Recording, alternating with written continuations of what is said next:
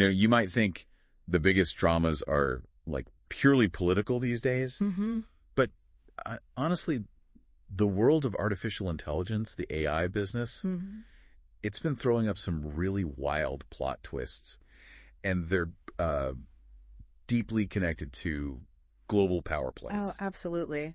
It really makes you think, doesn't it, how these worlds, tech and geopolitics, which maybe seemed separate before, they're just completely tangled up now. Exactly. Yeah. And that's what we're diving into today. We're going to unpack a recent discussion. It featured Mookie Tenenbaum and Claudio Zucevicchi. Right, from that YouTube video El Mapa del Poder on Mookie Tenenbaum's channel. That's the one. So basically, for you listening, we're giving you a shortcut to some pretty informed perspectives on this whole thing. Yeah, you're getting the highlights, the key takeaways from a really insightful conversation. Mookie Tenenbaum and Claudio Zucevicchi sharing their analysis on how global politics is like fundamentally shifting the AI landscape. So our mission, our goal in this deep dive, it's pretty straightforward. We want to understand why.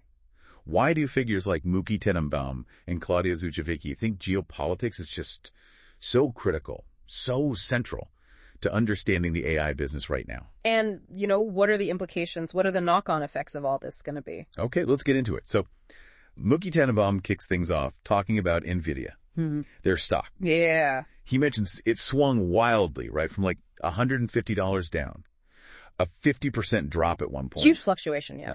Now, your first thought might be, okay, that's maybe quarterly earnings or a new product launch or something like that. Typical market stuff. Right, the usual business reasons. But Mookie Tenenbaum and Claudio Zucevicchi, they have a very different take for you. And this is really fascinating. What they emphasize, what Mookie Tenenbaum and Claudio Zucevicchi argue, is that this huge stock swing, it isn't primarily about NVIDIA's, performance as a company. So what is it then?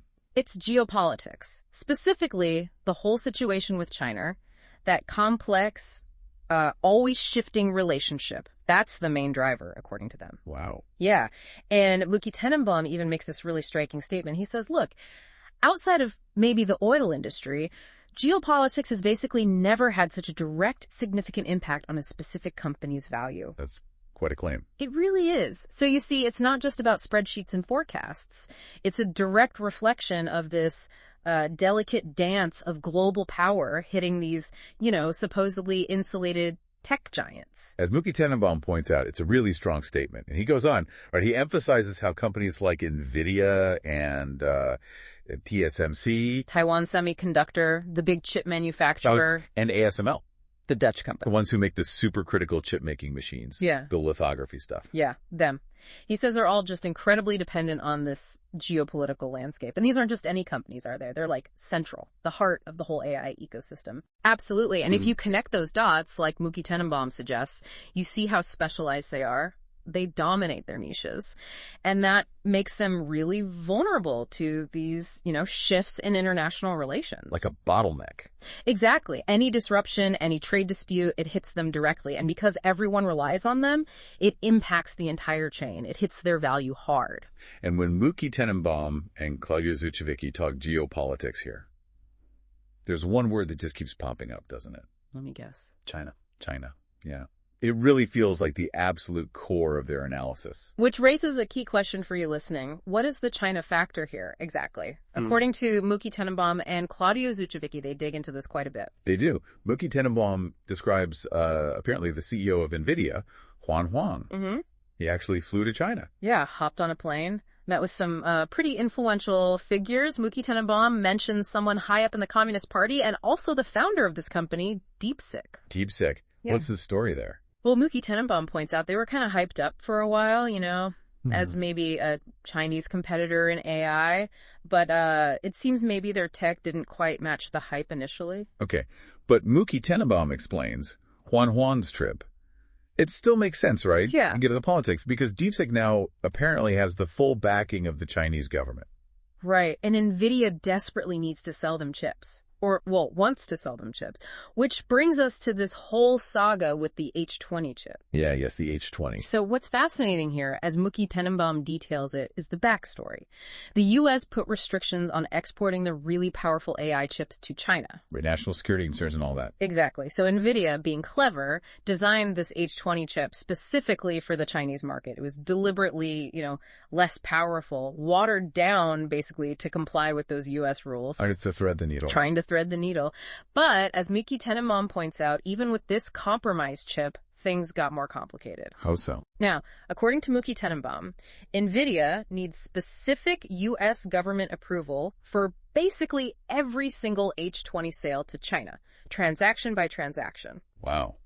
That's a lot of red tape. It's a huge hurdle. So, effectively, as Miki Tenenbaum suggests, this extra layer just makes selling these chips incredibly difficult. Maybe, practically speaking, almost impossible sometimes.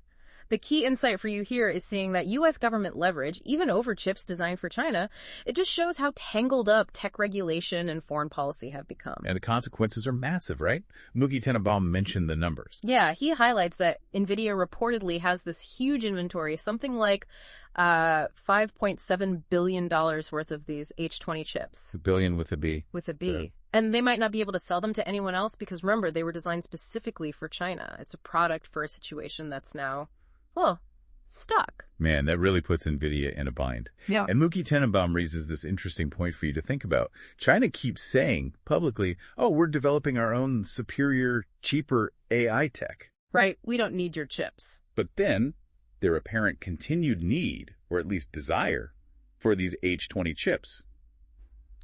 It kind of suggests otherwise, doesn't it? Miki Tenenbaum seems to imply there might be, let's say, a gap, a potential disconnect between the official story about China's AI progress and their actual current needs. And the fact that Wang went there. Well, yeah, Miki Tenenbaum and Claudio Zucchivicki both use that to underscore just how important China still is as a market for NVIDIA. Despite all these geopolitical headwinds, they need that access, or feel they do. Okay, so moving on slightly. Miki Tenenbaum and Claudio Zucchivicki also touch on tariffs. Chip tariffs. That was a big worry for a while. Yeah, it was all over the tech news. But their argument, Miki Tenenbaum and Claudio Zucchivicki, is that tariffs, they're actually less important in the grand scheme of things than just getting access to the core tech itself. Miki Tenenbaum makes this really crucial point, and it kind of reframes the whole tariff debate for you. He says, look, if you absolutely need these advanced chips for your AI stuff... And right now, there aren't many alternatives. Exactly. And the 20%, 25% tariff, it's basically irrelevant. You'll probably just pay it because, well, what choice do you have? The real choke point isn't the extra cost. It's the risk of being denied access completely. That's the killer. And he gave an example, right? LAP research. Yeah, Miki Tenenbaum brings them up. They supply components to NVIDIA, so they weren't directly hit by tariffs on the final chips, but they still got hammered, negatively affected by all the broader geopolitical uncertainty. Just shows you the ripple effect. So it's not just the big names feeling the heat. Not at all. As Miki Tenenbaum rightly points out, these tensions, this uncertainty, it sends shockwaves through the entire tech supply chain. Everyone in the ecosystem feels it. They also, Miki Tenenbaum and Claudio Zucchivicki briefly mentioned the Taiwan situation, the fear of an invasion or blockade by China. Which would be catastrophic, obviously, for TSMC, for the whole world's chip supply. Yeah. But Miki Tenenbaum seemed maybe less immediately worried about that specific scenario. He offered a fairly confident take, yeah, suggesting that, in his view, China probably doesn't have the military capability right now for a successful invasion or blockade. Plus, he thinks the U.S. strategic interest there, and their likely response, acts as a pretty big deterrent. Okay, so shifting gears again, Miki Tenenbaum then talks about former President Trump's strategy, how that fits into this whole geopolitical puzzle. Right, he brings up Trump's book, The Art of the Deal. And suggests that maybe some of the official reasons given for the U.S. actions against China, like intellectual property theft. Yeah, the IP concerns. That maybe those were more like negotiating tactics. Yeah. Leverage in a bigger game. Miki Tenenbaum definitely sees them as potential pretexts, or at least part of a much broader strategy. He argues the real core issues for the U.S., from Trump's perspective anyway, were probably the huge trade deficit with China. And maybe even more importantly, controlling the future. Controlling the future tech. Specifically, artificial intelligence. Maintaining dominance there. And Miki Tenenbaum is really clear on this, isn't he? Yeah. He basically says controlling AI equals controlling the future. Yep. It's this convergence of economic clout and tech leadership, something really unprecedented. And Miki Tenenbaum and Claudio Zucchivicki both underline how significant that is. So for you listening, this highlights the incredible strategic weight that global powers are putting on AI development and control, according to Miki Tenenbaum. It's not just about business competition now. It's about shaping the entire future global order. Which leads to the next point Muki Tenenbaum and Claudio Zuchovicki discuss. Could these big tech companies facing huge losses from these restrictions actually, push back, go against U.S. policy? A tech rebellion. Something like that. But Muki Tenenbaum doesn't really see it happening. Not under the current circumstances, especially given the political climate in the U.S. Why not? He believes a figure like Trump holds, or held, significant sway. Enough that a widespread sublevation, as he put it, a rebellion by these huge companies is pretty unlikely. He points to examples, doesn't he? Yeah, like Mark Zuckerberg from Meta setting up a bigger presence in D.C., Amazon, Google. They're all adapting their strategies, kind of aligning with the political winds, according to Muki Tenenbaum. And he even mentioned Elon Musk. There were reports Musk was distancing himself from Trump. Right. But Muki Tenenbaum suggests maybe taking that with a grain of salt. He thinks that narrative might be driven, partly at least, by what he sees as a largely anti-Trump media sentiment in the U.S. Interesting. So he's offering a counter-narrative for you. That Musk's underlying interests might actually align more with Trump's, especially on competing with China, than some reports suggest. That seems to be Muki Tenenbaum's interpretation, yeah. That the strategic alignment might be stronger than the surface noise indicates. Okay, looking forward to that. Muki Tenenbaum paints this picture of the U.S. kind of solidifying its role as the main AI provider, at least for its allies. Yeah, he predicts this future where the U.S. and its close partners form a sort of cohesive bloc for advanced AI, which could create a bit of a technological divide globally. And he also stresses the economic problems China's facing right now. Big challenges. And he points out how losing access or having restricted access to the huge U.S. market is a major blow to their tech ambitions. A serious setback for China's AI goals, according to Muki Tenenbaum. And he mentioned their diplomatic efforts, too, trying to work with countries like Vietnam. Right, maybe trying to find workarounds. But Muki Tenenbaum notes those efforts have had, let's say, limited success, partly because of, existing tensions in the region, history between Vietnam and China, for example. And Muki Tenenbaum brings up China's position after what he calls Trump's very blunt statements, things like surrender and come to the table. Yeah, pretty direct language. Muki Tenenbaum suggests China now has this strong need to save face internationally, and that's become a major factor driving their current diplomacy and how they're responding to everything. So Muki Tenenbaum paints this picture of China being under real pressure from the U.S., trying to navigate this tricky situation without looking like they're completely caving to American demands. Exactly. It's a high-stakes geopolitical game, and saving face is a big part of it, in his view. Now, Muki Tenenbaum and Claudio Zuchovicki do briefly mention investment opportunities in AI, given all this turbulence. They do. But they are super, super clear about something. And we need to echo this very clearly for you, too. This is not investment advice at all. Absolutely crucial for you to understand. As Muki Tenenbaum and Claudio Zuchovicki explicitly state, their chat is for information, for education, not financial advice. Any investment decisions you make, that's entirely on you, your responsibility. Right. Disclaimer firmly in place. With that said, Muki Tenenbaum suggests that the recent dip in stock prices for key players, NVIDIA, TSMC, ASML, mostly driven by these geopolitical jitters, could potentially represent a longer-term opportunity for investors who, really understand the fundamentals of these companies. Muki Tenenbaum raises the argument there that these core companies, they have a really strong underlying future, almost regardless of the short-term political wins or trade spats. Because everyone needs their tech. Basically, yeah. Their cutting-edge stuff is just going to be essential for AI pretty much everywhere, across all industries, globally. That's the thinking he presents. So beyond that core triopoly, ASML, TSMC, and Muki Tenenbaum and Claudio Zuchovicki also talk about other types of companies in the AI mix. Right, the ones that mostly commercialize AI, meaning they use AI in their products and services like Microsoft, Google, Amazon. The big tech giants we all know. Exactly. Muki Tenenbaum distinguishes them for you because their main business isn't only making AI hardware like the triopoly. AI is huge for them, sure, but it's part of a much bigger portfolio of stuff. They also mentioned data centers, Oracle, Meta. Yeah, crucial infrastructure for running all these AI models. And they even touched on energy companies like Vestas, though Muki Tenenbaum sounded a bit uncertain there. Why uncertain? He suggested maybe AI itself could drive huge efficiency gains in energy use, which might, change the whole demand picture for energy producers. Kind of an unknown variable. But he keeps coming back to the triopoly, doesn't he? Mookie Tenenbaum really reiterates their central importance for you. ASML, TSMC, NVIDIA. His argument is simple. Without their specialized chips and manufacturing gear, AI development basically just stops, grinds to a halt. That arguably makes them more critical, more fundamental than the companies just using AI. And Mookie Tenenbaum also makes this important point for you.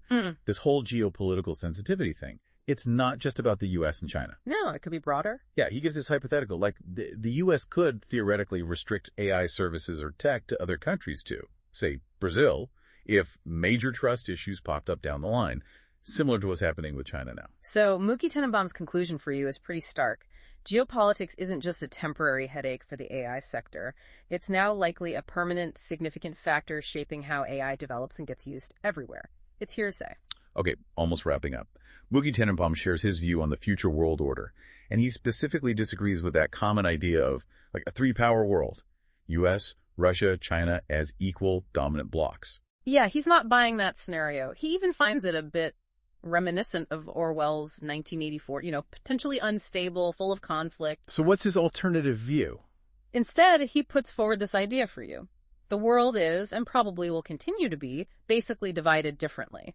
One dominant superpower, the U.S. And they won. In his view, yes.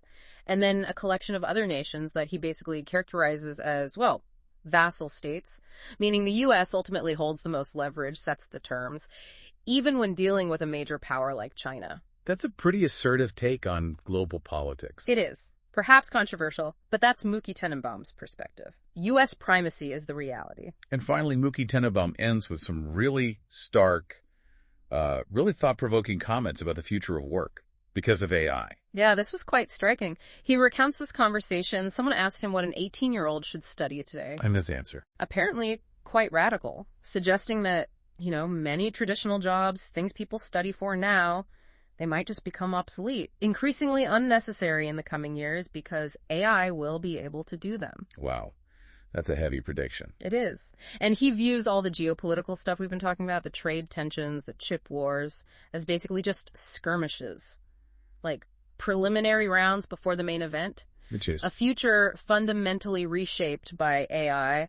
A future where potentially massive job displacement caused by AI becomes a huge societal challenge we have to face. Okay, so let's try and sum up this deep dive into the perspectives of Mookie Tenenbaum and Claudia Zuchowicki.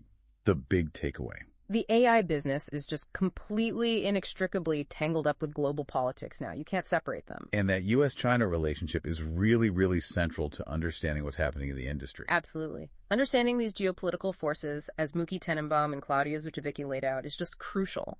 Crucial for grasping the AI industry's dynamics and, for informing any potential investment thoughts you might have. Always remembering that big flashing disclaimer we mentioned. Always remembering the disclaimer. And that really leaves us with a final kind of provocative thought for you, doesn't it? Yeah. Building right off Mookie Tenenbaum's final point about work. Mm-hmm. If his predictions about AI causing widespread job displacement start coming true, what does that actually mean for, individual careers, for education, for how our society is structured? It's a huge question, right? Goes way beyond just stock market ups and downs. It's about the fundamental future of work and life. Definitely something profound to chew on. Yeah. So this deep dive has given you an overview, a solid look into how Mookie Tenenbaum and Claudia Zuchowicki see this incredibly complex, fast-moving intersection of technology and geopolitics. A critical landscape and one that's definitely not standing still.